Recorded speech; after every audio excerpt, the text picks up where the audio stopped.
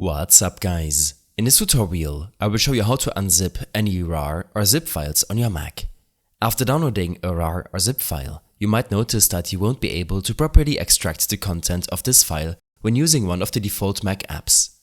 To fix this, we will make use of a free App Store app. Open up your App Store application.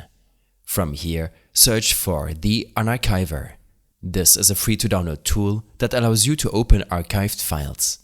Once installed, open up the application, and if it's your first time using the Unarchiver, the settings window will open up automatically. Here, make sure to keep the default archive formats enabled, which includes zip and RAR formats. In the extraction section, you can keep the Extraction Archives to option set to same folder as the archive, which will simply create a new folder with the file content where you choose to extract the files. Once done, you can close this window and head back to your downloaded RAR or zip file. Double-click the file and the Unarchiver should automatically extract the files in the same folder. If the Unarchiver is not opening up automatically, then right-click the file, choose Open With, and then select the Unarchiver. I hope this helped you out.